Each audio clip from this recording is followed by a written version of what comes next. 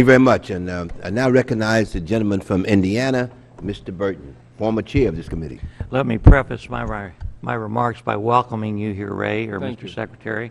We've been friends for a long, long time, and I know you to be a very honorable man, so the questions I'm going to ask have nothing to do with questioning your integrity. I want you to know that. There was an invitation made to Mr. Strickland to testify, and there was an article in the Los Angeles Times today that indicated that because of your request, Mr. Strickland was asked not to testify today. Is there some reason for that? Well, look at Mr. Burton. Mr. Strickland's been on the job 40 days. Yeah. I've been on the job about 13 months. I'm not going to have our NHTSA administrator, who's been on the job 40 days, appear and look at. I'm taking responsibility for this. As I said in my testimony, safety's number one, and I'm going to be accountable. If somebody wants to criticize NHTSA or the department, I'll be responsible for that, not somebody else. That's my job. I'm not going to duck it, and I'm not going to give it to somebody who's only been on the job 40 days. And when I talked to Mr. Towns and Mr. Issa, it was always clear to me they wanted me to come, and I wanted to come when we originally talked. So I don't know how that confusion occurred, but that's the reason for it. Now, don't get mad at me, Ray. That was the Los Angeles Times.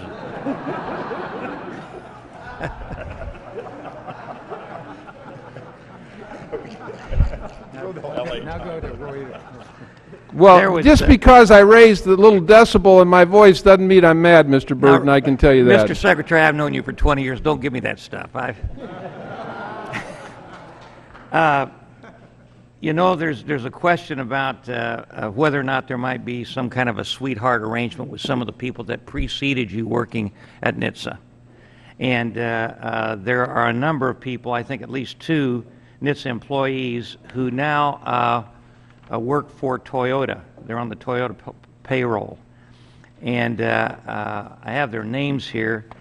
Are you familiar with that at all, sir? I've read the reports of that, and we've looked into it. And what the law requires is that if you've been an employee at DOT and you go to work for a company that does work with DOT, you cannot communicate or participate in the work that you did with this company. So if you go to work for a company, if you go to work for Toyota, you cannot communicate on issues that you dealt with at DOT.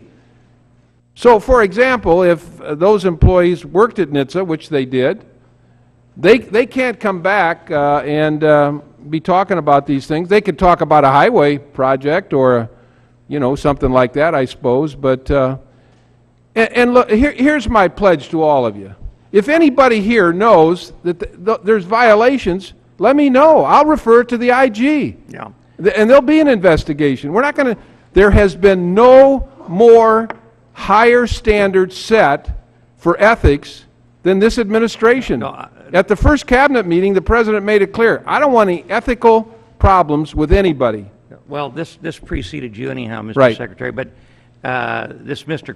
Christopher Santucci, now Toyota's Assistant Manager of Technical and Regulatory Affairs, did work for the agency, and according to General Motors, Ford, and Chrysler, they don't have anybody that's formally worked for NHTSA that's working for them in those capacities. But you're saying that these gentlemen that went to work... They can work for Toyota, but they cannot come back and talk about issues that they worked on. They can't do that.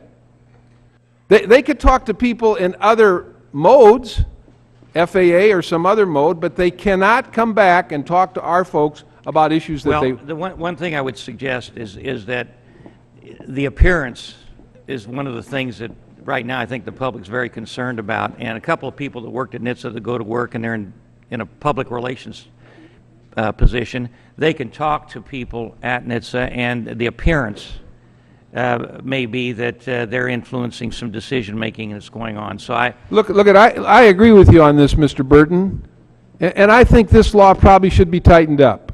I really do, because I agree with you. Perception is reality. Anybody that's been in politics knows that. And I take your point on this. Well, thank you very much, and I still love you, Ray. Thank you. The gentleman yield back? He yields back. Yeah. And I